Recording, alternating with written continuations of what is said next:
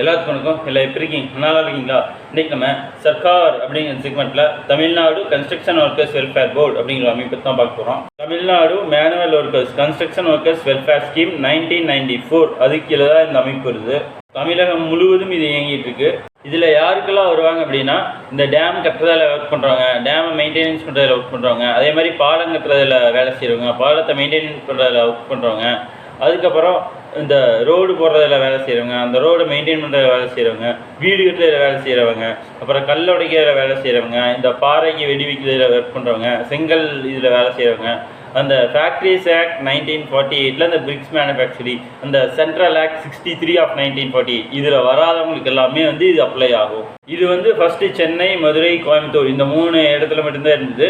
அதுக்கப்புறம் state government date வாரியாக schedule போட்டு எல்லா ஏரியாஸ்லேயும் கொண்டு வந்தாங்க. இதை கொண்டு வந்ததுக்கான முக்கியமான நோக்கம் என்னென்னா, இந்த பிரிட்ஜு கட்டுறவங்க, டேம் கட்டுறவங்க, ரோடு போடுறவங்க, அதுக்கப்புறம் வீடு கட்டுறவங்க, இவங்களுக்கெல்லாம் ஏதாவது ஒரு வெல்ஃபேர் ஸ்கீம் கொடுக்கணும் அப்படின்றதுக்காக தான் கொண்டு வந்தாங்க.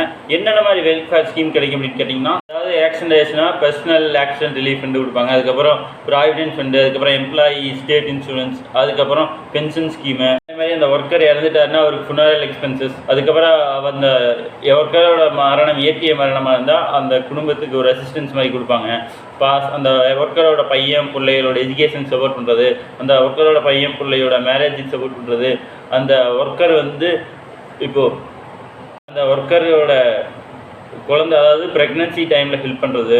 இந்த ஸ்கீமில் கிளாஸ் 3ல் சொல்லியிருக்கிறபடி இதை செயல்படுத்துறதுக்கு தேவையான என்ன மாதிரி மெஷர்ஸ் வேணாலும் இந்த போர்டு எடுக்கலாம். இந்த போர்டே பார்த்தீங்கன்னா செக்ரட்டரியில் வேறு ஏதாவது எம்ப்ளாயி தேவைன்னா அந்த பதவியை இவங்களே உருவாக்கி இவங்களே ஆட்களை அப்பாயின்ட் பண்ணலாம், அந்த டேர்ம்ஸ் அண்ட் கண்டிஷன்ஸுக்கு ஃபிட் ஆகிற மாதிரி.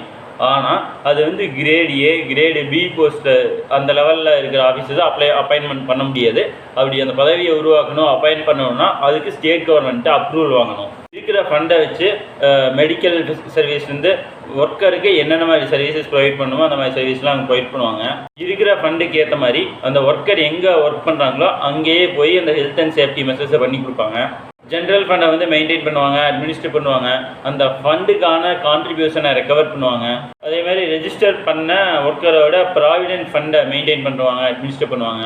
அந்த போர்டு இருக்கிற ப்ராப்பர்ட்டியை அந்த ஸ்கீமோட ப்ரொவிஷன்ஸ் சொன்ன மாதிரி அந்த ஸ்கீமோட பர்பஸ் மட்டும் தான் யூஸ் பண்ணுவாங்க.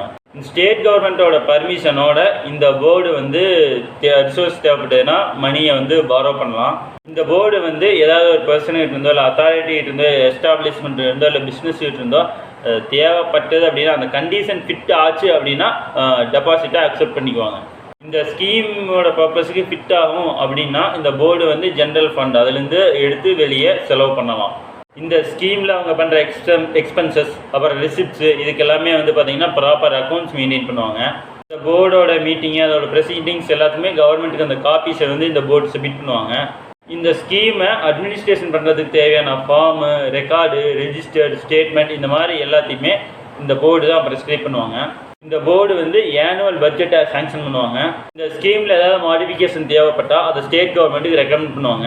இந்த வீடியோ பிடிச்ச லைக் பண்ணுங்கள். இந்த வீடியோ பற்றி உங்களுக்கு கருத்துக்கள் ஏதாவது இருந்துச்சு அப்படின்னா அதை கமெண்ட் செக்ஷனில் கமெண்ட் பண்ணுங்கள். இந்த வீடியோ மற்றவங்களுக்கு பயனுள்ள தகவலாக இருக்கும் அப்படின்னு வச்சிங்கன்னா உங்களுக்கு தெரிஞ்சவங்களுக்கெல்லாம் ஷேர் பண்ணுங்கள். அவங்களும் 4 விஷயம் தெரிஞ்சுக்கிட்டோம். நன்றி.